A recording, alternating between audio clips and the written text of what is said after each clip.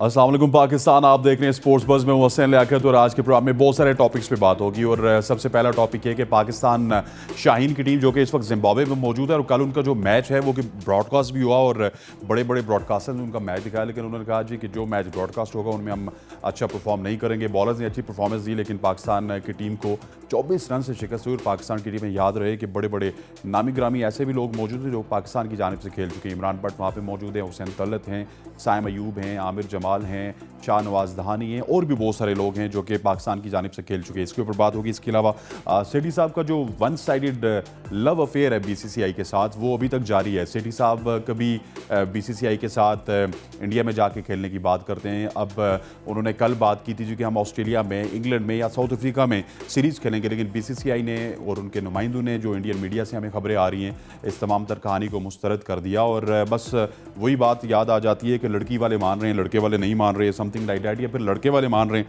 लड़की वाले नहीं मान रहे, आप जिस तरह ले लें। और end of ICC cricket Babar Azam के हवाले से गपशप आपके साथ लगाएंगे। बाबर आजम जो है वो बड़े ज़बरदस्त जो है उन्होंने रन्स किए हैं, और इस तमाम तर क्रिकेट लीग में बाबर आजम की परफॉर्मेंस क्या रही है, इसके ऊपर बात होगी। मेंस ओडीआई रैंक में पाकिस्तान के जो 3 बैटर्स हैं वो टॉप 5 में, जिनमें बाबर आजम, इमाम उल हक और फ़खर जमान हैं। शकील शेख वर्सेस मिर्ज़ा इकबाल बेग एक जंग चल रही है ट्विटर पे, उसके ऊपर बात होगी। पाकिस्तान अंडर-19 परफॉर्मेंस के ऊपर बात होगी। पाकिस्तान अंडर-19 की जो परफॉर्मेंस है बड़ी ज़बरदस्त रही। तीनों फॉर्मेट्स में बांग्लादेश की टीम को शिकस्त दी है, और इसका क्रेडिट जहाँ पे ड्यू है वहाँ पे देना चाहिए। सभी अज़हर को भी जाता है और तौसीफ़ अहमद साहब को भी जाता है जो कि कोच हैं इस टीम के। इसके बाद हसन अली, हैट्रिक उनकी हुई है, और हसन अली एक वाहिद क्रिकेटर हैं जो जब भी गेम से बाहर होते हैं उसके बाद वो उनकी जो परफॉर्मेंसेज है ज़ुबान ज़द-ए-आम होती है। पाकिस्तान वुमेन कप स्टार्ट हो रहा है और इंटरनेशनल लीग जो है दुबई में जो खेली जा रही है उसके ऊपर बातगश्त की है कि पाकिस्तान के जो प्लेयर्स हैं उनको वहाँ पर खेलने की इजाज़त जो है वो शायद मिल जाए। इस दफ़ा पिछली दफ़ा रमीस राजा साहब थे, उन्होंने इजाज़त नहीं दी थी। इस तमाम तर इशू को डिस्कस करने के लिए हमारे साथ स्टूडियो में मौजूद होंगे सीनियर स्पोर्ट्स जर्नलिस्ट शाकिर भाई फॉर जॉइनिंग अस, और उनके साथ मौजूद हैं अनदर सीनियर नासिर राजा साहब। आज सीनियर्स यहाँ पर दोनों मौजूद हैं। सबसे पहले शाकिर साहब आपसे स्टार्ट करते हैं। ये शाहीन को क्या हो गया? जब आपके मैच ब्रॉडकास्ट होते हैं, जब पूरी नेशन आपको देख रही होती है, तो तब आप कोलैप्स कर जाते हैं? देखिए, यही शाहीन थे। 4 रोज़ा 2 मैचेस हुए जो दोनों जीते हैं। अब एक फॉर्मेट चेंज हुआ है, और ये जिस तरह आपने इंट्रो में कहा कि पाकिस्तान के जो है वो पाकिस्तान खेलने वाले प्लेयर बड़ी तादाद में उसमें शामिल हैं, तो जो जिम्बाब्वे की टीम है उसमें भी मिले, और वो अपने वर्ल्ड कप क्वालिफाइंग की तैयारी करें और पूरी स्ट्रेंथ के साथ इस जो है वो इस इवेंट में खेल रहे हैं। तो 6 मैचेस की सीरीज़ है। पहला मैच है, एक मैच डाउन हो गए, तो ये एक्सपेक्ट कर सकते हैं आपके एक फॉर्मेट चेंज हुआ। 4 रोज़ा से आप 1 रोज़ा में आए तो शायद लड़कों को एडजस्ट होने में थोड़ा वक्त लगा, लेकिन जब आप उनके पहले मैच की शिकस्त की बात करें, वहाँ उन्होंने 4 रोज़ा दोनों मैच उनको हराए भी हैं। तो वी होप के 6 मैचेस की सीरीज़ में एक स्ट्रॉन्ग कमबैक करेंगे, और इस तरह ज़रूरी होता है। कब बात पाकिस्तानी लड़कों को बाजू का इस तरह के सेटबैक ज़रूरी होता है, नहीं तो वो रिलैक्स हो जाते हैं। जो 4 रोज़ा 2 मैचेस वो जीते, ये भी हो सकता है कि उन्होंने शायद बहुत हल्का ले लिया और मेंटली एक हल्की टीम समझ लिया जिम्बाब्वे को, लेकिन उन्होंने एक अच्छा, इनको एक नॉकिंग एट द डोर है और उससे इन्हें जाग जाना चाहिए और बाकी 5 मैचेस में बेहतर परफॉर्म करना चाहिए। राइट साहब, your opening thoughts regarding this match? देखें जी, हर जो टूर होता है ना उसकी एक अपनी नेचर होती है, एक अपनी स्पिरिट होती है। इसकी जो ज़्यादा स्पिरिट मैं समझता हूँ ना, वो है कि लड़कों को कॉन्फिडेंस देना, उनको इंटरनेशनल क्रिकेट का वैसे तो बहुत सारे प्लेयर हैं जिन्होंने इंटरनेशनल क्रिकेट खेली है, लेकिन एक ख़ास जगह जाके बाहर एक टीम के ख़िलाफ़ खेलना, और उस टीम के ख़िलाफ़ खेलना जिसने आगे क्वालिफाई मैच खेलना है या क्वालिफाई करना है। तो मैं ये समझता हूँ कि ये ट्रेनिंग में हारना बहुत ज़रूरी होता है। आपकी टीम जब तक हारेगी नहीं, आपका प्लेयर जब तक शिकस्त नहीं खाएगा, आपका प्लेयर जब तक बुरी परफॉर्मेंस नहीं देगा, वो अच्छी परफॉर्मेंस नहीं देगा, अच्छा मैच नहीं खेलेगा, अच्छा मैच जीतेगा ना नहीं। और अपना जो है ना, एक सेल्फ कोचिंग होती है और एक अपना एहतसाब भी होता है। वो खिलाड़ी तब करता है जब वो हार के बाहर निकलता है और सोचता है कि यार आज मैंने क्या क्या गलती की है, और यही ट्रेनिंग का एक हिस्सा है। मेरा ख्याल है इससे कोई घबराने की बात नहीं है, हारना बहुत ज़रूरी होता है। हारना बहुत ज़रूरी है। शाकिर, आलिया रशीद ने भी ट्वीट की थी, बहुत से सीनियर जर्नलिस्ट ट्वीट करते हैं कि आपकी जो ये टीम है इसको विजिट ही नहीं करना चाहिए था जिम्बाब्वे की जो फुल फ्लैश टीम है उसके साथ अगर ये खेलती तो ये बेहतर था। अब तो ए टीम के साथ ये खेल रही है, उस वक्त हम मैच जीत रहे थे, अब मैच हार गए, तो क्या हम खुद से ही जो है हमारे प्लेयर्स ने ये फैसला किया कि एक मैच हार के, जरा राज साहब ने बात की, थोड़ा सा थ्रिल पैदा की जाए ताकि आवाम को भी मज़ा आए? मैंने आपको कहा ना कि लोगों का ख्याल है कि वो जिम्बाब्वे की जो ए टीम या जिम्बाब्वे सेलेक्ट थी उसमें 7 से 8 प्लेयर उनके वो खेल रहे हैं जिन्होंने आगे कौमी टीम में खेलना है, जो खेल चुके हैं और वो उसकी तैयारी करें क्वालिफाइंग राउंड की। तो इतनी कमज़ोर टीम नहीं है, और कोई भी टीम हो होम ग्राउंड पर जो है वो बहरहाल वो तगड़ी हो जाती है। और दूसरा ये है कि जिम्बाब्वे जब से हमने संभाला है, जिम्बाब्वे इंटरनेशनल क्रिकेट में मौजूद है, इंटरनेशनल सर्किट में मौजूद है। गो कि बड़ी कामयाबी उनके नाम नहीं रही है, लेकिन बड़े बड़े प्लेयर ज़रूर उन्होंने पैदा किए और उनके प्लेयर जो है वो बड़े अरसे पाकिस्तान को कोचिंग के फ़राइज़ भी देते रहे। तो इतना उनको अब बिल्कुल ही जो है वो लाइट लेके कहते हैं कि जैसे हम उनसे हार गए तो बहुत बड़ी शिकस्त है।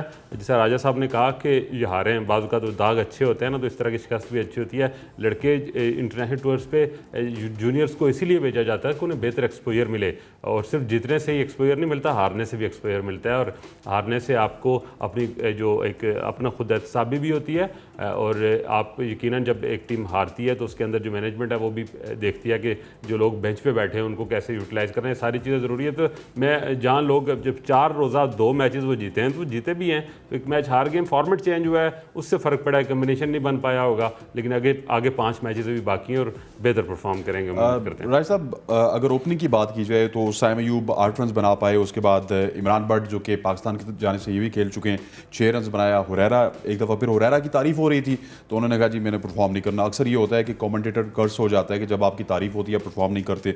कमरान गुलाम ने आके थोड़ा सा हेल्प आउट किया, 42 रन बनाए, फिर हसीबुल्ला 45 रन, मुबशिर खान ये जो आई थिंक इस्लामाबाद यूनाइटेड में आपको खेलते हुए नजर आए, इन्होंने भी 49 रन बनाए। एक लम्हे में ऐसा लग रहा था कि हम मैच निकाल लेंगे, लेकिन कहीं ना कहीं पे वो इनएक्सपीरियंस कैरेक्टर्स मौजूद हैं जो कि बस ना तजुर्बाकारी की बुनियाद पर हम ये मैच हार गए। मेरा ख्याल है कि जब नई टीम जाती है और एक नया कॉम्बिनेशन बनता है ना, तो उसमें जो आपकी मैनेजमेंट होती है ना उसका भी बड़ा किरदार होता है। खाली ये नहीं कि जाओ तुम खेलो, जैसे हम हॉकी खेला करते थे, तो ये बाद में बड़ी मरतबा कोड करता हूँ, तो एक हम पे एक टीम ने 5 गोल कर दिए, तो एक हमारा प्लेयर ज़ख्मी हुआ, तो ज़ख्मी होते तो सारे खिलाड़ी इकट्ठे हो जाते हैं, देख रहे थे, हमारे कोच ने बुलाया इधर, वो इधर आओ, वो तुसी भी गोल करो।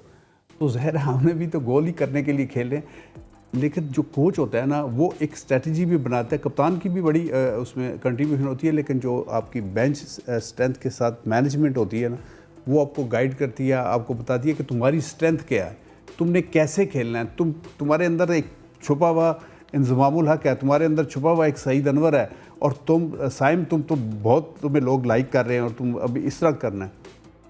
तो मेरा ख्याल है जो घर से हला शेरी होती है ना, जैसे हम थापड़ा कहते हैं, वो थापड़ा भी बड़ा काम करता है। कोचिंग स्टाफ को थोड़ा सा मेरा ख्याल है कि मुझे जो बॉडी लैंग्वेज थी ना उससे लग रहा है कि जैसे चलो यार हम ठीक खेल के आ रहे हैं, ऐसे नहीं। हर मैच को ना, पिछले आप जीत के 100 वर्ल्ड कप जीत गए ना, 101वां जब खेल लेना तो आप ये कहें कि आज हमने नई शुरुआत की। ठीक हो गया Shakir, there is a lot of positives for Pakistan. Aamir Jamal was very very special, 4 for 35 in 8 overs। उसके बाद मीर हमजा की अगर बात की जाए तो 37 for 3 in almost 10 overs। और दानी ऑलवेज लीकिंग सम रन्स, लेकिन दानी भी 2 विकेट्स लेने में कामयाब हुए, उन्होंने रन्स दिए 42 7.3 ओवर्स में। सो पाकिस्तान का जो पेस बैटरी है ये बहुत ही ज़्यादा परफॉर्म करी है। स्पेशली मुझे आमिर जमाल के हवाले से बताइएगा, the way he is performing recently in PSL। उसके बाद आप देख लें 150 की गेंद वो करवा रहे थे। मेरा ख्याल है he is knocking the door right now, और अगर कुछ ऊपर नीचे हो गया तो he is very fit to replace Wasim junior in any sort of specially in ODI। देखिए आमिर जमाल को जो इंटरनेशनल भी मौका मिला, उसने मैच जिताया, और PSL में भी उसकी मैच विनिंग परफॉर्मेंस रही हैं। आमिर जमाल का सबसे अच्छी बात यह है कि वो जब वक्त ज़रूरत बैटिंग में बहुत अच्छा परफॉर्म कर जाते हैं, बॉलिंग में उनके पास पेस है और उस लड़के के अंदर एग्रेशन है। फास्ट बॉलर के अंदर एग्रेशन ना हो तो उसका ना तो अपोनेंट पे प्रेशर डाल सकता है, ना उसको देखते खेलते हुए देखने का मज़ा आता है। तो ये इसकी पॉजिटिविटी है, और एक बेहतरीन बॉलिंग ऑलराउंडर की सूरत में हमारी जो है वो एक बेंच स्ट्रेंथ पे मौजूद है, और ये बड़ी अच्छी बात है। अगर इतना अच्छा तगड़ा लड़का बेंच स्ट्रेंथ पे होगा तो जो टीम में खेल रहा है उस स्लॉट पे, एक सवाल पैदा होता है ना कि आपने आमिर जमाल ने आपको मैच जितवा दिया था, कितना क्रूशल मैच था, उसके बाद आमिर जमाल एकदम गायब कहाँ पे हो गए? ये लोग गायब क्यों हो जाते हैं पाकिस्तान क्रिकेट में जो है वो नामालूम अफराज इतने ज्यादा हैं कि वो इस तरह जो है वो उठा लेते हैं बड़े बड़े प्लेयर्स को, और आसिफ अली जैसे लोगों को। तो आप लॉबिंग बड़ी मैटर करती है पाकिस्तान क्रिकेट की। अगर टैलेंट वाइज तो पाकिस्तान कभी नीचे नहीं गया ना, पाकिस्तान क्रिकेट जब भी नीचे गई है वो इन्हीं पसंद नापसंद की बुनियाद पर गई है, नेपोटिज्म पे गई है।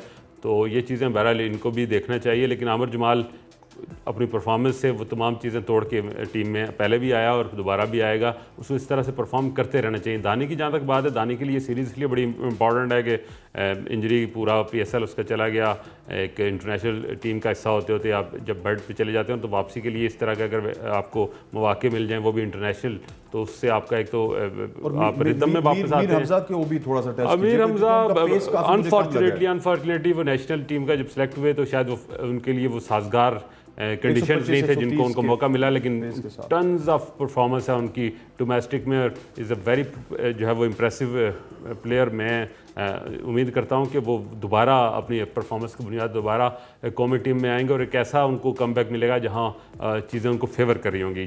जिस तरह से उनको डेब्यू कराया गया था, हमें खुद उस पर जो है एतराज़ है कि ऐसे हालात में एक बड़े जिस प्लेयर को जिसने डोमेस्टिक में इम्प्रेस किया है वो अपने जो है वो स्टैट्स और परफॉर्मेंस की बुनियाद पर कौमी टीम में आया, तो उसको एक ऐसा मैच मिल गया जहां वो उस तरह से उसको कंडीशन सूट नहीं करती थी, तो लोगों ने उसको पूरे टैलेंट से जो है वो इस्तेफादा नहीं कर सका आपने।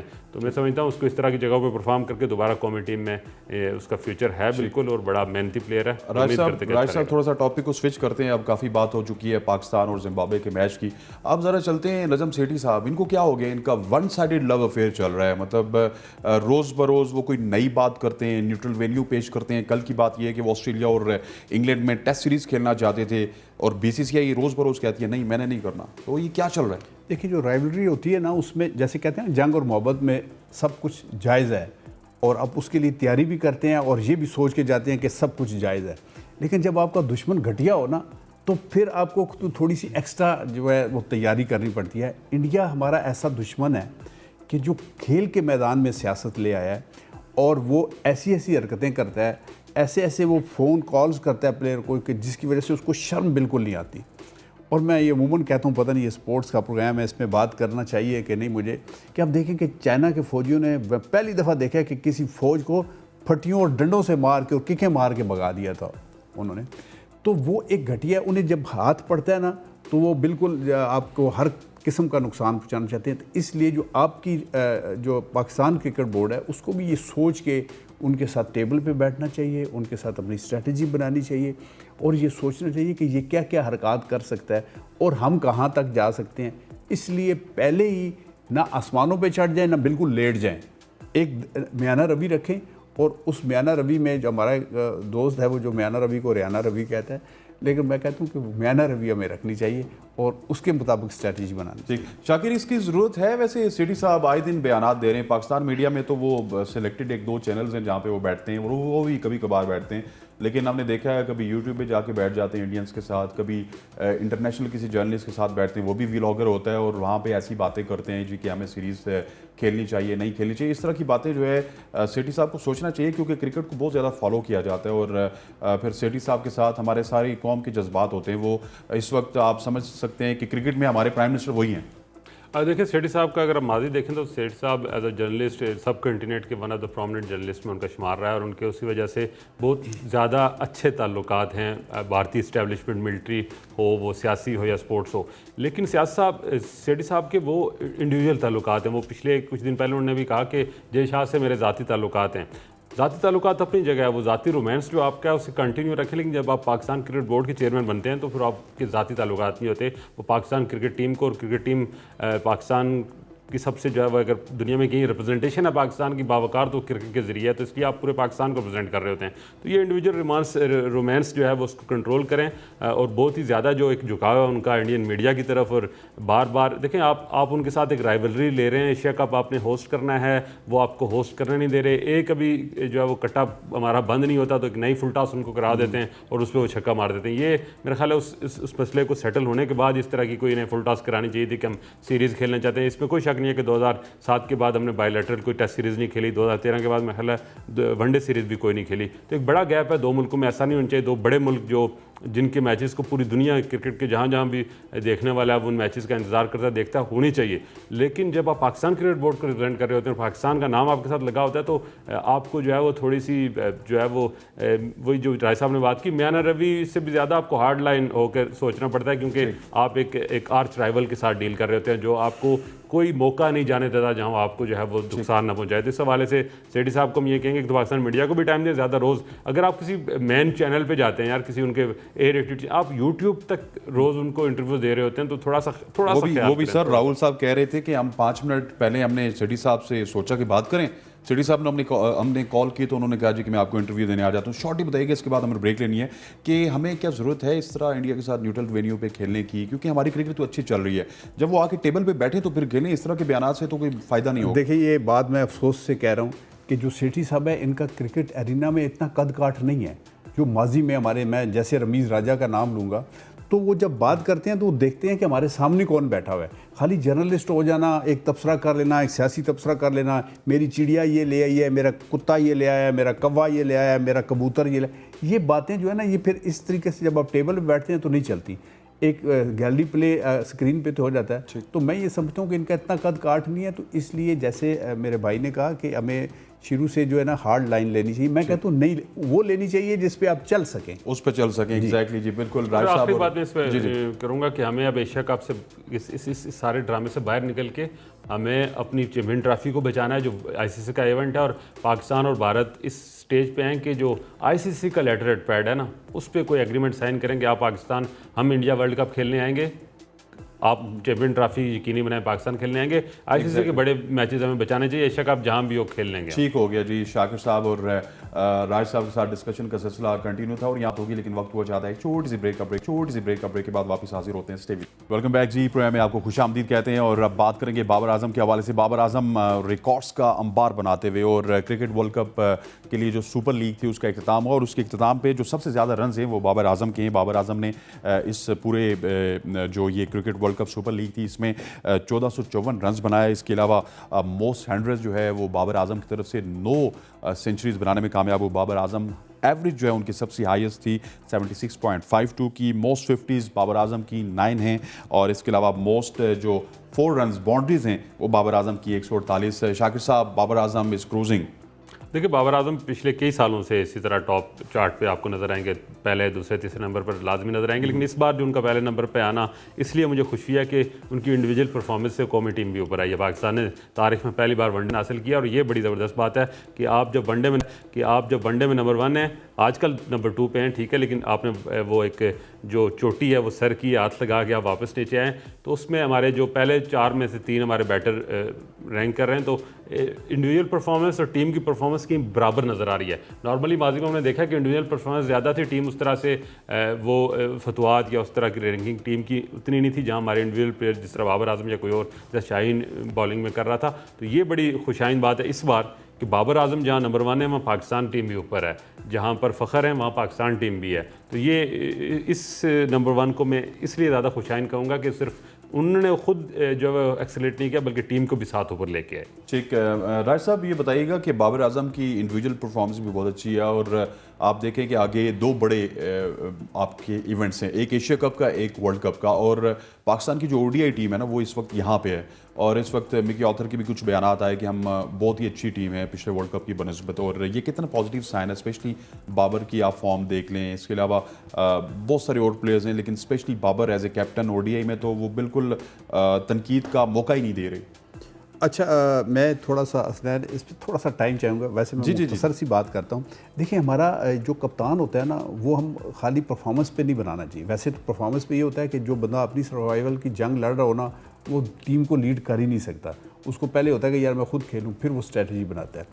या हमारा जो ब्रॉटअप होता है ना, जो फैमिली से, जो गलियों से, जो स्कूल से, वो बड़ा एक दिगर गुँ है। उसमें मुझे बड़ा होता है कि मतलब हम बच्चे को डराते रहते हैं, बाबा आ गई, जिन आ गई, टैप ऐसे बाहर ना जाना।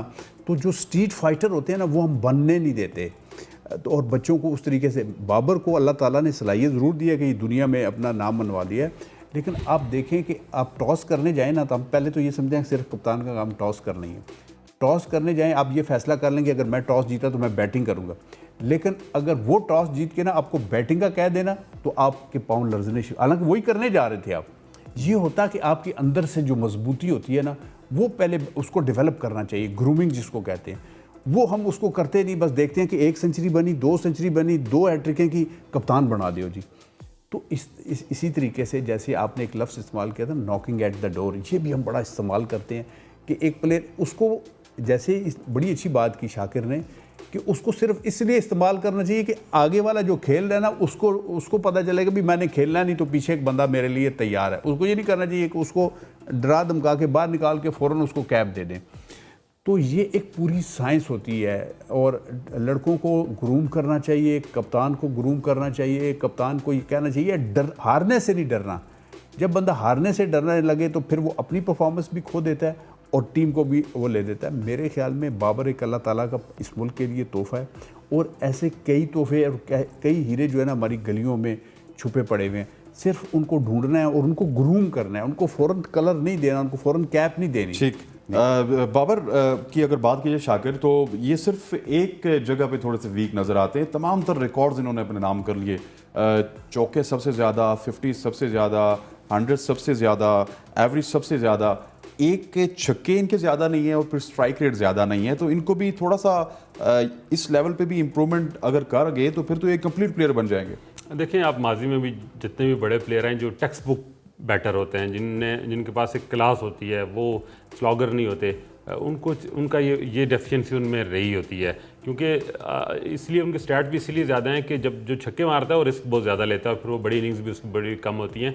तो बाबर ने अगर छक्के ना होने वजह से स्ट्राइक रेट भी उनका इसीलिए जब वहाँ फ़र्क है। तो ये एक एबिलिटी उनमें पैदा करनी पड़ेगी। मॉडर्न क्रिकेट है ही अब हार्ड हिटिंग है, T20 तो आप उसके अलावा तो आप खेल ही नहीं सकते अगर आपके पास 6 मारने की कैपेसिटी नहीं है। कुछ अगर रिसेंट पास में देखें तो बाबर ने अपनी कैपेसिटी को बेहतर ज़रूर किया है, लेकिन अभी उस पार पे वो नहीं पहुंचे जहां उनको होना चाहिए। अगर वो इस एबिलिटी पे भी जो है वो कमांड हासिल कर लें तो मेरा ख्याल उनका स्ट्राइक रेट भी बहुत ऊपर जाएगा, उनकी जो एवरेज है वो भी बहुत बेहतर होगी और जो एनुअल स्कोर की एक रेशो होती है कि इस साल इस बैटर ने इतने स्कोर किए, वो सारे स्टैट्स उनके बहुत बेहतर हो जाएंगे। तो इस एबिलिटी पे मेरा ख्याल है वो is a wonderful complete batsman. तो अगर नेट पे जो ज़्यादा टाइम लगाते हैं वो थोड़ा सा हिटिंग की तरफ भी जाएं तो बेहतर हो जाएंगे मेरा ख्याल है। सर, ओडीआई में नई जो रैंकिंग आई है उसके मुताबिक 3 टॉप के 5 बल्लेबाजों में से 3 बल्लेबाज जो है वो पाकिस्तान के नंबर 1 पे हैं बाबर आजम, नंबर 3 पे हैं फ़खर जमान और नंबर 4 पे हैं इमामुल हक। और इसको आप किस तरह देख रहे हैं अपनी वर्ल्ड कप कैंपेन के लिए?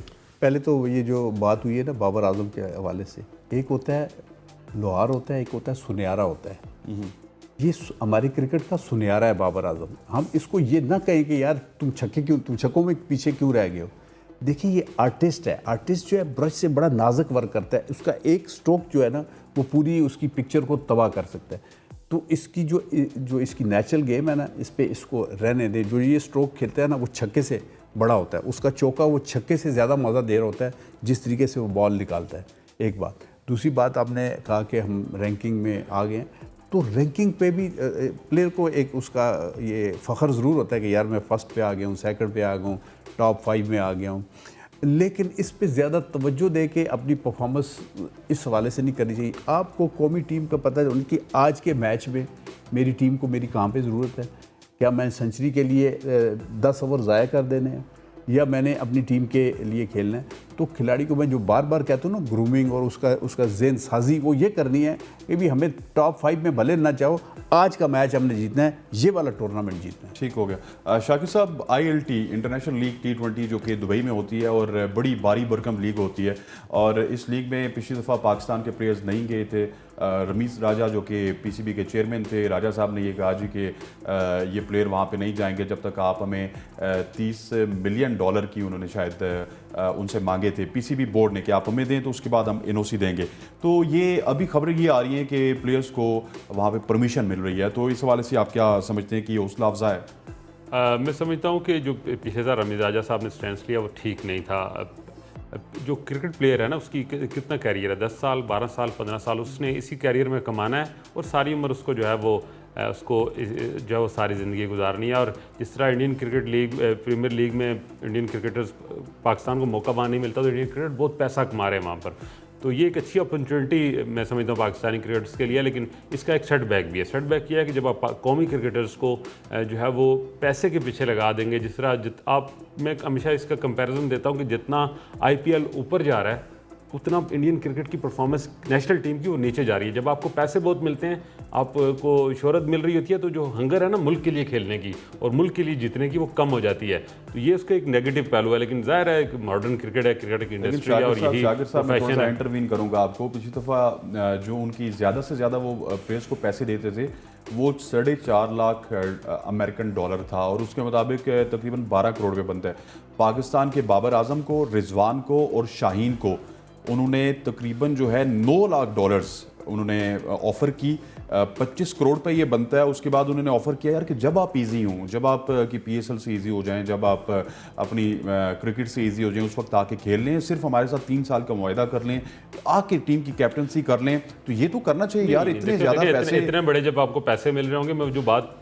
मैं आपको मिसाल दे के समझा रहा हूँ कि इंडियन क्रिकेट में जब बहुत पैसा आया IPL में, IPL बहुत प्रोमिनेंट जा रहा है, बहुत ऊपर जा रहा है, दुनिया की नंबर 1 क्रिकेट लीग है, लेकिन इंडियन क्रिकेट टीम की परफॉर्मेंस कितनी नीचे जा रही है। देखिए ये हमारे साथ भी होगा फिर जब बाबर आजम 25 करोड़ लेके उसकी तरजीह फिर शायद पाकिस्तान ना रहे उस तरह से, उसका जहन में होगा कि मुझे उस लीग के लिए फिट रहना चाहिए, मुझे उस लीग की तैयारी करनी चाहिए as compare to national represent. ये एक नेचुरल एक अमल है, इसमें आप में कोई भी हो उन पर भी असर होगा, ना सिर्फ बाबर। तो ये मुझे जो नेगेटिविटी लगती है वो ये लगती है, लेकिन बिल्कुल वो जो एक कैरियर है 10-12 साल का क्रिकेटर ने उसी में कमाना है। इमरान खान आज भी ये कहता है कि जो भी मैं चल रहा हूँ वो मैंने क्रिकेट से पैसे कमाए। तो इसलिए क्रिकेटर को ये मौका ज़रूर मिलना चाहिए, लेकिन इतनी मैसिव जब पैसे मिल रहे होते हैं तो थोड़ा सा वो जो नेशनल ड्यूटीज़ है वो हर्ट ज़रूर होती है। राज साहब, शाकिर साहब की बातों से मुझे लग रहा था, मैं मुस्कुरा रहा था कि ये पुखा रखने चाहते हैं प्लेयर को। अच्छा, इसमें आप 10 बंदों से पूछेंगे ना तो 10 की मुख्तलिफ आरा होगी। कोई कहेगा कि यार उसको पैसा ज़िंदगी की एक बहुत अहम ज़रूरत है और उसके घर में जब दाने होंगे तो उसके कमले भी सियाने होंगे। लेकिन मैं अपनी बात नहीं करता या किसी और की बात नहीं करता, मैं एक बहुत बड़े वर्ल्ड चैम्पियन की बात करता हूँ जिसने मेरे सामने ये बात की थी। ब्रिगेडियर आरफ सिद्दीकी थे, director general Pakistan sports board. उनके कमरे में जान शेर खान बैठे थे और मैं भी खुशकिस्मती से वहाँ बैठा था। तो उन्होंने बात की, यार क्या बात है हमारे पास, अब वो उस तरह चैम्पियन नहीं आ रहे। उसने कहा कि हम एक टारगेट सेट करते थे कि यार ये टूर्नामेंट जीतेंगे तो हमें ये मिल जाएगा। तो आजकल प्लेयर अभी पैसे, पहले कोर्ट में आता है, उसके पास आईफोन उठाया होता है, अगले में उसके पास नया होता है, गाड़ी उसके पास होती है, तो उसके पास खेलने के लिए और अपने टारगेट और ख्वाब देखने के लिए चैम्पियन के वो टाइम ही नहीं रहता। तो उसकी ये बात है, इसलिए मैं कहता हूँ कि वर्ल्ड चैम्पियन की बात को हम ये मानते हैं कि उसको इतनी आसानी से सारी चीज़ें नहीं मिल जाती। जो भी चीज़ आपको आसानी से मिल जाए ना तो कई चीज़ें आप खो देते हैं, कदर मंजिलत भी खो देते हैं। ठीक हो गया। और सर अभी ये जाना चाहिए दोनों से, मैं शॉर्ट पूछूंगा क्योंकि हमने अगले टॉपिक पे भी जाना है। हमें जाना चाहिए हमारे प्लेयर्स को यार कम से कम 3-4-5 मैचेस उनको मिलने चाहिए, क्योंकि इनका भी कोई हक है कि ये कमाएं, क्योंकि IPL तो खेल नहीं रहे, ILT से कमा लेंगे जो टॉप के 6-7 प्लेयर। बिल्कुल जाना चाहिए। और मैं आपको बताऊँ जिस तरह का वो लीग डिज़ाइन हुई और जितना उसमें सरमाया लग रहा है, अगर ये लीग कंटिन्यू रही तो बहुत जल्दी IPL को भी पीछे छोड़ जाएगी, क्योंकि जब इतना पैसा होगा दुनिया के बड़े प्लेयर्स को तरजीह देंगे और जहाँ भी बड़ा प्लेयर बड़ा स्टार खेल रहा होगा रेटिंग उसकी ज़्यादा अच्छी होगी। सर शॉर्टली बताइएगा। बिल्कुल जाना चाहिए, अगर आपका कोई वाकफ है तो मेरा भी नाम लिखवाएं। ठीक हो गया जी, नासिर साहब जानेंगे। अच्छा शाकिर, आपकी तरफ आता हूँ। हसन अली जब भी टीम से बाहर होते हैं उनकी परफॉर्मेंसेज जो है वो बड़ी नुमायां हो जाती हैं। हैट्रिक भी की उन्होंने, 1 ओवर में 4 विकेट्स भी लिए और 14 रन की एवज जो है वो 5 विकेट्स लेने में कामयाब हुए इन 3 ओवर्स, मतलब सेकंड 11 का मैच खेल रहे थे। हसन अली की बड़ी शानदार परफॉर्मेंस है और उनके पास क्या गुर है कि जब ये टीम से बाहर होते हैं तो फर्स्ट क्लास में या फिर काउंटी में ऐसी परफॉर्मेंस देते हैं कि जुबान ज़द-ए-आम होती है इनकी परफॉर्मेंस। देखिए हसन अली को आप, क्योंकि क्रिकेटर्स का जो कैरियर है उसको ज़्यादा नज़र आपने गहरी रखी होती है, हसन अली को जब टीम से ड्रॉप किया गया वो परफॉर्मेंस दे के वापस आया और ये बड़ी उसकी अच्छी बात है। जब वो ड्रॉप होता है तो मीडिया पे या सोशल मीडिया पे आके वाह वेला नहीं करता, वो उस काम में लग जाता है। वो कोलू का बैल जिस तरह घूमता है ना उस तरह लग जाता है और जहाँ के परफॉर्म करके वापस आता है। और जितना स्ट्रॉन्ग कम बैक हमेशा हसन अली ने किया, शायद ही रिसेंट जो हमारा क्रिकेट टीम है किसी ने किया हो, तो ये बड़ी अच्छी बात है। वो मेहनत कर रहा है और वो इसको एज अ चैलेंज लेता है। जब टीम से ड्रॉप होता है उसको एज अ चैलेंज लेता है और इज़ अ फाइटर। इसने पाकिस्तान के लिए परफॉर्म किया है और बहुत अच्छा परफॉर्म किया है। तो मेरा ख्याल है ये एक खुशाइन बात है। और अगर वो इस बार भी अगर वो टीम से बाहर हैं तो वो जहाँ जो क्रिकेट उनको मिल रही है उसको वो सीरियसली ले रहे हैं, पूरा परफॉर्म कर रहे हैं और इसी बुनियाद पर वापस टीम में भी आएंगे। पाकिस्तान वुमेंस कप का सर कल से इनेकाद हो रहा है और बड़ा ज़बरदस्त ये टूर्नामेंट होगा जिसमें तकरीबन 2 स्टेजेस है इसके। एक T20 स्टेज है, एक ODI स्टेज है। ODI स्टेज में 3 टीम्स हैं और T20 स्टेज में आई थिंक 4 टीम्स हैं। बड़ा पॉजिटिव है क्योंकि एक तैयारी होगी आपकी emerging world cup. Asia cup की। वो सही बात है और ये बड़ा अच्छा है। और अब आपको पता है कि जू आगे हमारी जो मेन साइड की जो क्रिकेट है दुनिया में, ये वुमेन साइड की भी ना उसी तरीके से ग्रो कर रही है। Exactly. और उसी तरीके से मुकाबले हो रहे हैं और हम थोड़ा सा लेट हो जाते हैं, लेकिन अब हम भी इसमें बहुत कोशिश कर रहे हैं। मेरा ख्याल है ये टूर्नामेंट जिसमें कह रहे हैं कि 60 प्लेयर्स ऐसे उनको मेन स्ट्रीम में खेलने का एग्जैक्टली आई थिंक सही कह रहे हैं आप। फातिमा सना एक टीम की क़यादत कर रही हैं, मुनीबा हैं, सादिया इकबाल हैं, सिद्रा अमीन हैं जी। तो वो उनके लिए बहुत अच्छा मौका है, अपनी परफॉर्मेंस शो करें। जितना खिलाड़ी को खेलने का मौका मिलता है ना, तो उसमें निखार भी पैदा होता है, कॉन्फिडेंस भी पैदा होता है। और अगर कोई मेरे जैसा बंदा चला जाए नया, तो हम घंटा बल्ले को ही देखते रहते हैं। एग्जैक्टली तो वो उसका वो जो जाका जो निकल जाता है। शाकिर साहब, ये राज साहब ने जो बात की बड़ी ज़बरदस्त बात की है कि हम हमेशा लेट हो जाते हैं। हमने वुमेन की एग्जीबिशन मैचेस भी करवाए, आपको पता होगा पिंडी में ही वो मैचेस हुए थे। अब इंडिया में जो वुमेन्स प्रीमियर लीग है वो हो चुकी है। अब पाकिस्तान में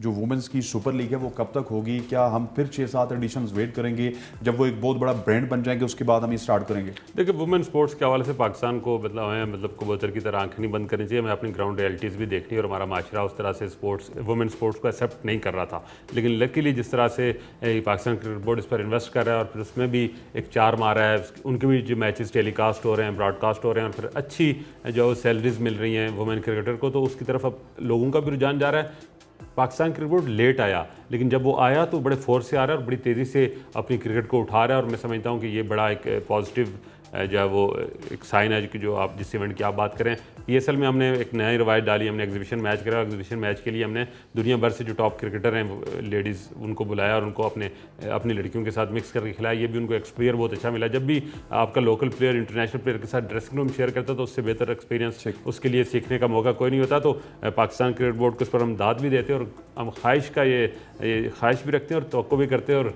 मुतालबा भी करते हैं कि वुमेन क्रिकेट टीम को भी, वुमेन क्रिकेट को भी उसी तरह सीरियस लें जिस तरह आप मेंस क्रिकेट को लेते हैं। क्योंकि वुमेन क्रिकेट टीम पाकिस्तान का जो सॉफ्ट इमेज है और दुनिया भर में जो एक थोड़ा हमारे यहाँ थोड़ी सी प्रॉब्लम है लोगों के जहन में, वो इससे हम दूर कर सकते हैं। You want to add something sir? नहीं, okay, thank you very much जी शाकिर साहब आपका और नासिर साहब आपका। यहाँ पर और ब्रेक के बाद हम हाजिर होंगे तुम्हारे साथ एक और गेस्ट मौजूद होंगे। Stay with us. Welcome back to show. और इस वक्त हमारे साथ एक सीनियर जर्नलिस्ट मौजूद है और पाकिस्तान में बड़ी नामी ग्रामी शख्सियत हैं और काफ़ी अरसे से आप इनको देख रहे हैं, टीवी स्क्रीन की जीनत बनते हैं। और senior most journalist Mirza Iqbal Baig साहब हमारे साथ मौजूद हैं। मिर्ज़ा साहब, thank you very much for your time.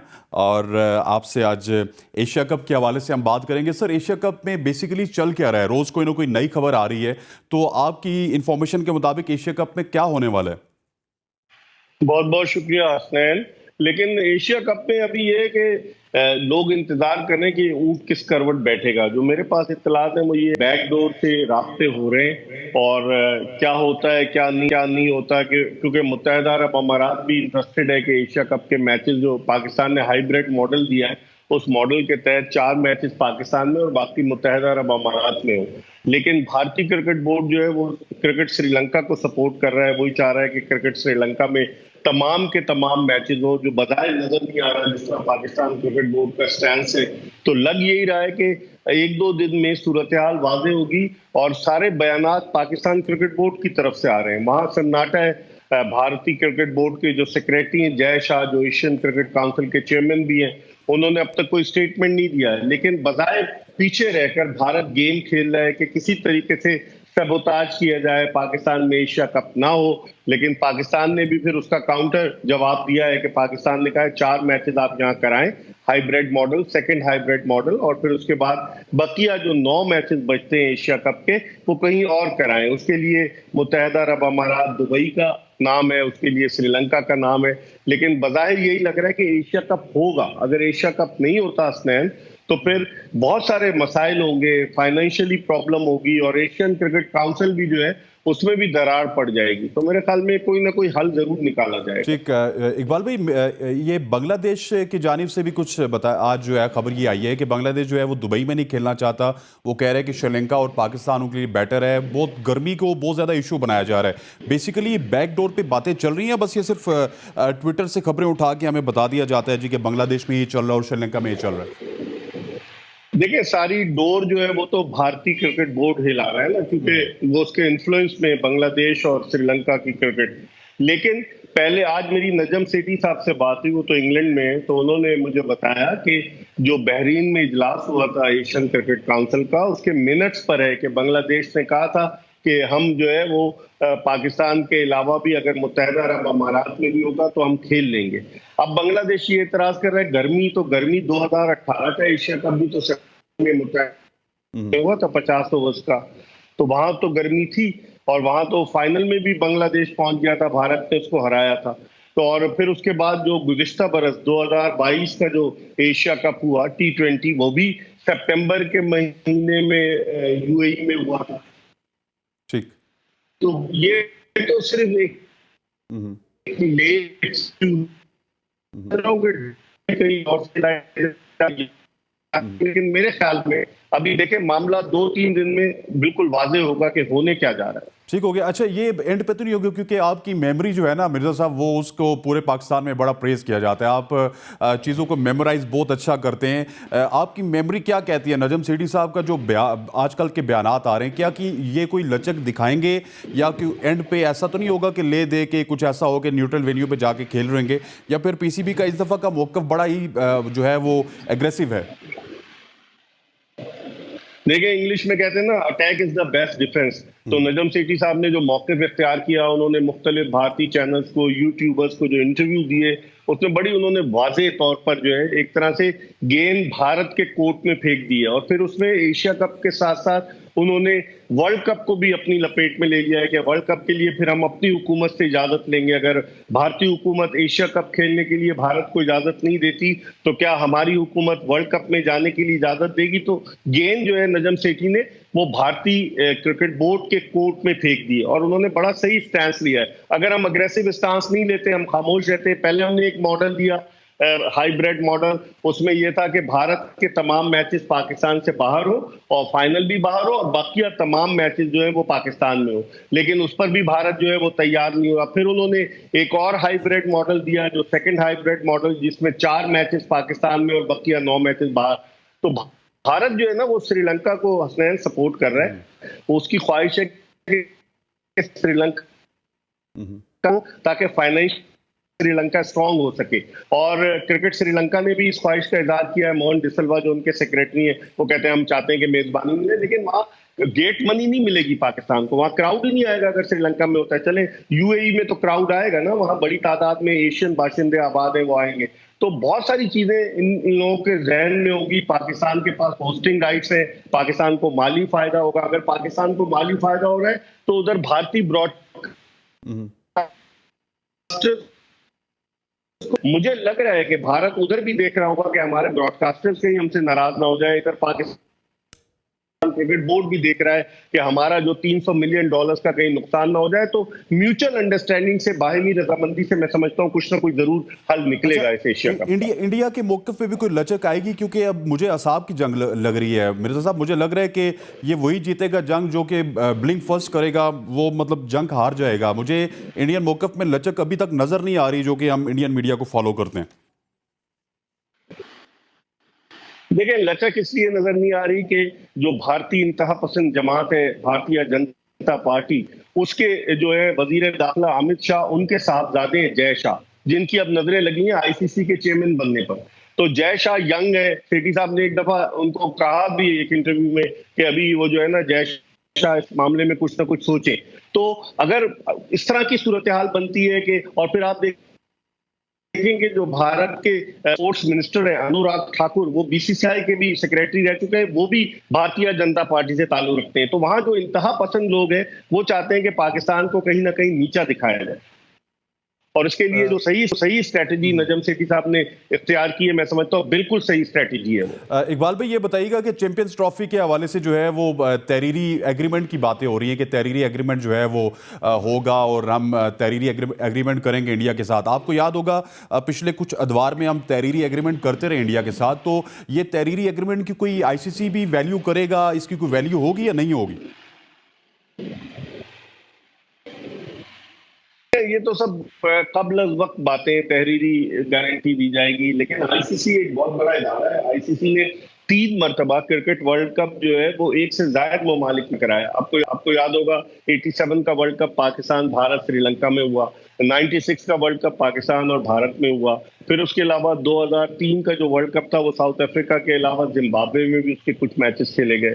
तो इंटरनेशनल क्रिकेट काउंसिल तमाम चीज़ों को जहन में, कब पाकिस्तान भारत का मैच है 15 अक्टूबर, पाकिस्तान और भारत का मैच गुजरात के जो शहर अहमदाबाद के नरेंद्र मोदी स्टेडियम में हो, जहां दुनिया में सबसे ज्यादा 1,32,000 तमाशाइयों के बैठने की गुंजाइश है। तो मेरे ख्याल में सारी चीजें जहन में होंगी, आगे का भी सोच रहे होंगे, मौजूदा हालात पर भी नजर होगी, तो कोई ना कोई हल जरूर निकलेगा इसका। तो सेठी साहब की तरफ से जो हार्श लाइन इस्तेमाल की जा रही है कि एशिया कप का बाइकआउट हो सकता है, आप अपने तजुर्बे की बुनियाद पे क्या समझते हैं कि हम एशिया कप का बाइकआउट कर सकते हैं? और in lights off world cup के हमें, आपको पता है कि 2 महीने हमारे पास कोई सीरीज भी नहीं है, तो वर्ल्ड कप की तैयारी तो बेसिकली हमें एशिया कप में करनी है, तो बाइकआउट करके तो हमें नुकसान ही होगा। देखिए, बॉयकॉट तो उसी सूरत में होगा ना जब हमारी बात नहीं मानेंगे, और अगर पाकिस्तान के बगैर एशिया कप हो ही नहीं सकता, क्योंकि पाकिस्तान एक ऐसी क्रिकेटिंग नेशन है जो क्राउड को पुल करती है, और फिर एशिया कप में पाकिस्तान और भारत के 2 मैच तो कंफर्म है, फिर अगर फाइनल में पहुंचते तो तीसरा मैच भी होगा। तो ऐसा हो नहीं सकता कि बॉयकॉट हो। अगर बॉयकॉट पाकिस्तान मतलब विड्रॉ करता है, या तो इसको मौखिर किया जाए, इसको मुलतवी किया जाए एशिया कप को, या फिर उसका कोई हल निकाला जाए। लेकिन सेठी साहब जो है बिल्कुल सही कर रहे हैं कि प्रेशर डाल रहे हैं भारतीय क्रिकेट बोर्ड पर कि कुछ ना कुछ करे, वहां खामोशी है। अच्छा, तो मेरे ख्याल में ये वो जो मैंने शुरू में कहा ना कि offence is the best attack.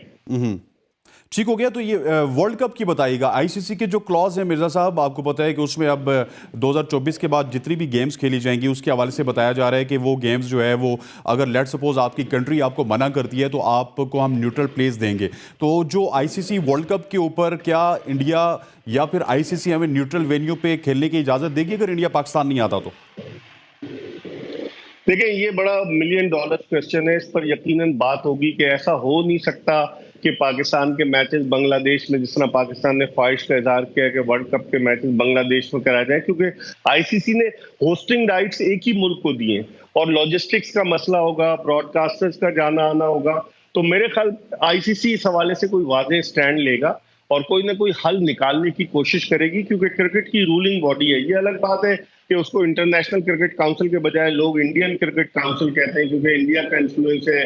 Gregory जो न्यूजीलैंड के, वो आईसीसी के चेयरमैन है, फिर जय शाह का इन्वॉल्वमेंट है।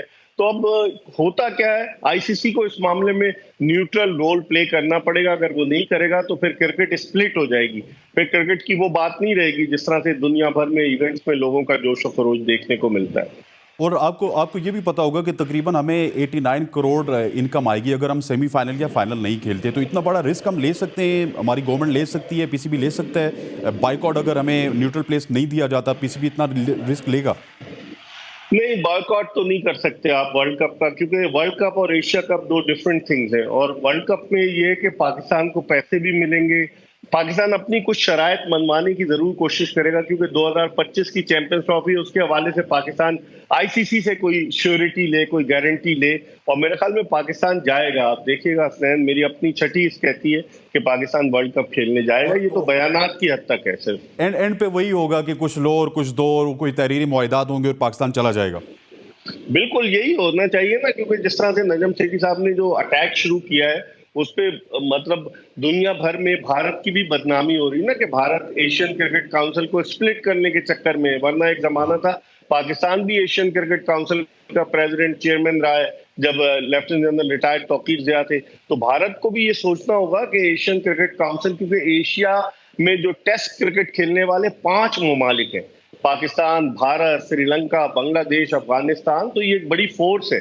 तो ये सब सोचेंगे ममालिक को, बगैर अगर सोचे समझे कोई जज्बाती फैसला किया तो उससे क्रिकेट को भी और एशियन क्रिकेट को भी बड़ा नुकसान पहुंचेगा। और मिर्जा साहब ये बताइएगा, सुबह आपकी नजम सेठी से अब बात हुई, आप प्रोग्राम में डिस्कस कर रहे थे ये, तो ये मुझे नजम सेठी और बीसीसीआई का को वन साइडेड लव अफेयर लग रहा है, क्योंकि सेठी साहब ने 2 दिन पहले एक इंटरनेशनल मीडिया को इंटरव्यू देते हुए कहा जी कि हम न्यूट्रल प्लेस पे ऑस्ट्रेलिया में या इंग्लैंड में सीरीज़ खेलने के लिए तैयार हैं, टेस्ट सीरीज़ की बात की, और वो भी बीसीसीआई के जो सोर्सेज हैं उन्होंने बताया जी कि हम तो इस पर राज़ी ही नहीं है। तो ये नजम सेठी साहब कहीं ना कहीं बर्फ पिघलाने की भी मेरे ख्याल सोच रहे हैं।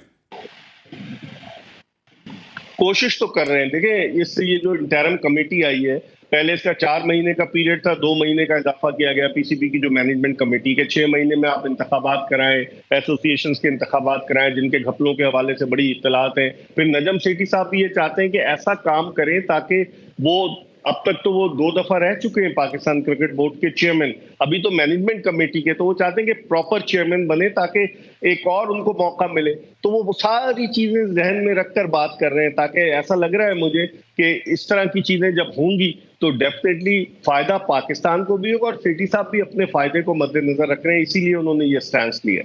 अच्छा, बात जब प्रॉपर चेयरमैन की हुई है तो प्रॉपर चेयरमैन कब तक बनेंगे? ये कब तक इलेक्शन होंगे? 90 दिन, 120 दिन सब गुजर गया, अब क्या हो रहा है सर?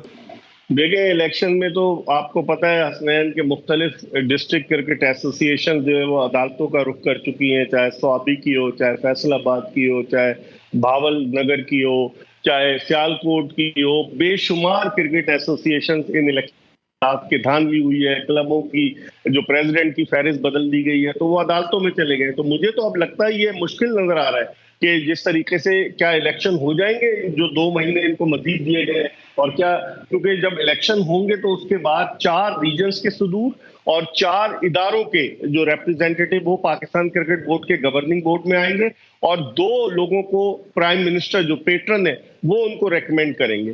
तो क्या होगा, अभी तक तो कोई सूरत हाल वाज़ेह ही नहीं हो रही कि इलेक्शन कहाँ होंगे, क्योंकि अभी देखें पिशावर जो रीजन के गुलजादा साहब सदर मुंतखब हो गए, फिर सुना है कि भावलपुर रीजन के तारिक सरवर साहब हो गए, शकील शेख साहब का इंतखाब खटाई में वो इस्लामाबाद के सदर मुंतखब हुए थे, लेकिन फिर अदालत में लोग चले गए। तो लोग ये कह रहे हैं कि दूध की रखवाली पर बिल्लों को बिठा दिया गया है, क्योंकि इंटरम कमेटी का काम तो ये था कि वो आए, इलेक्शन कराए और चले जाए। अब जो आए वो खुद ही इलेक्शन लड़ेंगे, तो फिर आप अंदाजा लगाएं फिर ट्रांसपेरेंसी कहां से होगी, शफाफियत कैसे होगी? ये भी एक $1 मिलियन क्वेश्चन है। $1 मिलियन क्वेश्चन है, और आपने बड़ी जबरदस्त इसमें जो है ना तजिया भी दिया। अच्छा, ये एक खबर टॉक इन टाउन भी है कि कहीं ना कहीं ज़का अशरफ भी कुर्सी की जंग में शामिल है, और वो चाह रहे हैं कि पीडीएम की गवर्नमेंट है वो भी फायदा उठाएं। तो आपके जराए क्या कहते हैं, ज़का अशरफ जो है वो कुर्सी की जंग में शामिल होंगे? देखिए, मेरी जो बैनुल सूबाई राब्ते के वफाकी वजीर हैं एहसानुर रहमान मज़ारी, जिनका कश्मीर से ताल्लुक है, पीपल्स पार्टी के, उनसे मेरी बात हुई और उनका यही मौक़िफ़ है कि जो जरदारी साहब है पाकिस्तान पीपल्स पार्टी के सरगर्म जो है सब कुछ करता धरता, उनका ये कहना है कि जो वजारत हमारी है उस वजारत में हमारे लोग आने चाहिए। अब आप देखें, शोएब खोसा को डीजी बनाया उन्होंने पाकिस्तान स्पोर्ट्स बोर्ड का, और वो यही चाहते हैं कि उनका बंदा है, और वो ये चाहते हैं कि ज़का अशरफ आए, क्योंकि ज़का अशरफ का जो टेन्योर था वो बहुत मुख्तसर रहा। आपको पता है कि अदालती जंग शुरू हो गई थी उस वक्त नजम सेठी साहब और ज़का अशरफ के दरमियान। तो पीपल्स पार्टी अगर अपना कोई नॉमिनेट कराएगी तो ज़का अशरफ होंगे, लेकिन सवाल ये पैदा होता है कि नजम सेठी साहब का खूटा भी मजबूत है, वो इन दिनों लंदन में है, वो साबिक वजीर आजम के बड़े करीब है, उन्होंने पहले भी तस्वीर अपनी जारी की थी। तो बात कहाँ जाती है? क्या जरदारी साहब को मनाने में कामयाब हो जाएंगे नवाज शरीफ साहब? अगर वो मनाने में कामयाब हुए और यही हुकूमत रही तो उस सूरत में सेठी साहब का नाम जा सकता है, लेकिन अगर वो मनाने में नाकाम रहे, पीडीएम की हुकूमत है और जरदारी साहब अड़ गए, तो उस सूरत में ज़का अशरफ पे जाता है। बड़ी दिलचस्प सूरत हाल है। पाकिस्तान क्रिकेट बोर्ड का चेयरमैन जो है ना, वो उसकी पोस्ट सोने की चिड़िया की है, और हर शख्स की, मैं तो उससे ज्यादा भी उसको हाइट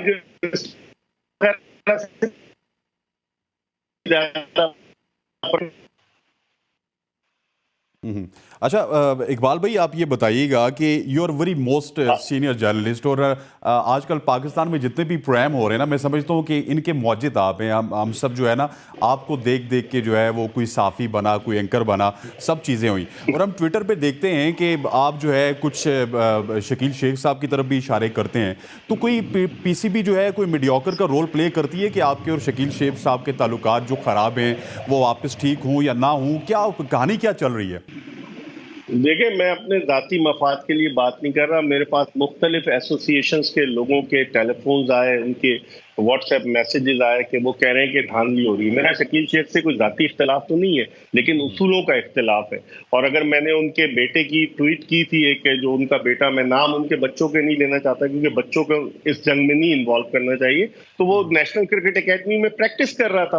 तो आप उमर अकमल को तो मना कर देते हैं प्रैक्टिस करने पर, और आप जाके प्रैक्टिस कर रहे हैं। और आप जाकर देखें कि क्रिकेट मैनेजमेंट कमेटी की जो उन्होंने कहा है एहसानुर रहमान मदारी ने कि इनके माली मामलात हमें भेजे जाए, तो माली मामलात कैसे भेजे जाएंगे? जो लाहौर का 5 स्टार होटल है, उसका कमरा नंबर 275 वो काफी दिनों से शेख साहब के पास है, उसका स्वीट है वो, और वहां क्रिकेट की सरगर्मियां हो रही हैं कि मैनिपुलेशन हो रही है। तो अगर मैं इसकी निशानदेही करता हूं तो मैं किसी के खिलाफ नहीं हूं, मैं पाकिस्तान क्रिकेट के हक में करता हूं। मेरा कोई जाती जायदाद का तनाजा नहीं है, कोई इख्तलाफ नहीं है, उनके बच्चों से नहीं है, मैं उनके बच्चों के नाम भी नहीं लेता। आप कभी देख लें, कभी, हालांकि मैं बहुत सारी चीजें हैं कि उनके साहबजादों ने क्या क्या ट्वीट किए, लेकिन I don't want to actually involve themselves in this battle. और मैं अगर सही बात कर रहा हूं, कुछ उन्होंने अपने वो ट्विटर के रखे हुए कीबोर्ड वॉरियर्स जिनके 10, 15, 20, 40 जो है वो मेरे खिलाफ करते रहते हैं, उन्हें कुछ मिलता तो है नहीं। क्योंकि देखें, अगर आप किसी से कुछ कर रहे हैं किसी के खिलाफ, तो आप अगर अंदर से साफ होंगे जब ही करेंगे। अगर मैंने कुछ लिया हो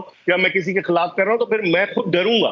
तो इसलिए मुझे अपने अल्लाह से डर है और मैं सही बात कर रहा हूं। मैंने सेठी साहब की नॉलेज में भी लाया, यही वजह है कि मैंने जो है तमाम फोकस शेख साहब की तरफ रखा है, सेठी साहब की तरफ नहीं रखा। मैं ये चाहता हूं कि ये मामला जो है वो पाकिस्तान क्रिकेट के बेहतर अंदाज से चले। मुझे कोई जाती फायदा नहीं चाहिए। शेख साहब अगर ये कहते हैं कि इनको कमेंट्री नहीं मिली, कमेंट्री तो मुझे 31 साल हो गए इस फील्ड में, मैं कमेंट्री हर जगह रेडियो पाकिस्तान पे, पीटीवी पे कर चुका हूं। जब यूनुस खान ने फरवरी 2000 में अपना डेब्यू किया तो मैं पीटीवी पे कमेंट्री कर रहा था। मैं क्रिकेट पूरी दुनिया में कवर कर चुका हूं, तो मुझे कुछ नहीं चाहिए। अगर वो ये कहते हैं ना कि कमेंट्री की वजह से नाराज है या पर्सनल, तो ये सब कहने की बातें। कुछ जब आपको कुछ नहीं मिलता तो आप उंगलियां उठाते हैं, अगर आपको कुछ मिलता तो आप बात करते हैं कि इसने पैसे खाए हैं, इसने ये किया है। कुछ नहीं मिल रहा, तो मेरे ख्याल में ये बिला वजह की बातें। मैं पाकिस्तान क्रिकेट की बेहतरी के लिए, क्लब क्रिकेटर्स के लिए जो अपना पसीना बहाते हैं, जिनको खेलने को नहीं मिलता, और वो लोग जो बाअसर हैं, बारसूख हैं, उनके बच्चे जाकर अगर क्रिकेट खेलते हैं और मैं आवाज बुलंद करता हूं तो इसमें कोई बुराई नहीं है। बिल्कुल मिर्जा साहब, ये तो आपने बड़ा ज़बरदस्त कहा। और ये सिर्फ ये एलिगेशन नहीं लगाते कि आपको कमेंट्री नहीं देते या इस तरह, वो कोई कॉन्ट्रैक्ट की भी बात करते हैं, बेसिक कॉन्ट्रैक्ट दिया था वो कॉन्ट्रैक्ट जो है 2008 में, सुने, वो 2008 में इजाज भट्ट साहब ने कॉन्ट्रैक्ट दिया था मेरे फादर इन लॉ को, जिनका इंतकाल हो गया, तो उन्होंने उस वक्त दिया था। मेरा कोई इन्वॉल्वमेंट उसमें नहीं। 15 साल हो गए पाकिस्तान क्रिकेट बोर्ड ने उनकी पेमेंट नहीं की है। वो जाने और पाकिस्तान क्रिकेट बोर्ड जाने, वो पाकिस्तान क्रिकेट बोर्ड से डील कर रहे हैं। मेरा तो नहीं है, या तो मैं उसमें पार्टनर हूं या मेरा शेयर हो। तो ये तो सिर्फ ये घटियापन की बात है ना कि जी कॉन्ट्रैक्ट उनके 2-3, एक उनका मोहसिन रजा है कीबोर्ड वॉरियर, जिसके 40-50 वो वहां से ट्वीट करता रहता है, और मुझे तो ये बताया गया है जो शेख साहब लिखकर भेजते हैं ट्वीट, वही वो कॉपी एंड पेस्ट कर देते हैं। मैं बता रहा हूँ आपको, मुझे तो सब पता है और मेरे पास बहुत सारी चीजें हैं, लेकिन मैं नहीं चाहता कि मुझे, मेरे बच्चे भी कहते हैं कि छोड़े शेख साहब को, बहुत सारी चीजें। और बैकडोर में शेख साहब ने बड़ी कोशिश की है। मैं आज आपको ऑन एयर बता रहा हूँ कि कई लोगों से मुझे कहलवाया है। अगर मैं झूठा हूं तो मुझे क्यों, अगर मैं 2 नंबर हूं तो मुझे क्यों कहलवा रहे हैं, लड़े मुझसे। लेकिन ये इस तरह की चीजें, कॉन्ट्रैक्ट लिया है, और इसके अलावा उनके पास क्या है। मैं तो आपको बताता हूं कि वो अहमद नवाज चांडिया को लेकर गए सिटी के पास, ये वही आदमी है डेरा गाजी खान का जो हमेशा अदालत पे चला जाता है, और अभी भी वो सियालकोट की कुछ एसोसिएशन को अदालत में लेकर गया है। तो लोग तो कह रहे हैं शेख साहब ने बड़ी, आपको याद होगा 2000 में जब तौकीर जिया पाकिस्तान क्रिकेट बोर्ड के चेयरमैन थे, तो शेख साहब को तो अगवा कर लिया गया था और उनके साथ बड़ा बदतमीजी का सलूक किया गया था। तो फिर तौकीर जिया साहब गुलदस्ता लेकर उनकी अयादत के लिए गए। मुझे तो सारी चीजें याद है, और बस अब छोड़ दें, आप इसको पंडोरा बॉक्स ना खोलें। हैं तो सर वो भी साफी। लेकिन बहुत बहुत शुक्रिया मिर्जा साहब, आपने अपना कीमती वक्त दिया। Thank you very much for joining us in ABN news. आपका बहुत बहुत शुक्रिया। और जितने भी नाजरीन हमारे साथ थे, मिर्जा इकबाल बेग ने अपना मौक़िफ़ पेश किया एशिया कप के हवाले से भी, और कुछ ट्विटर पर भी चीज़ें चल रही थी, उस हवाले से भी मिर्जा साहब से बात हुई है। और अगर शकील शेख साहब अपना कुछ वर्जन देना चाहते हैं तो वो हमारे प्रोग्राम में, हमारा प्लेटफॉर्म उनके लिए हाजिर है। कल तक के लिए, अगले हफ्ते तक के लिए इजाज़त दीजिए। अल्लाह हाफ़िज़।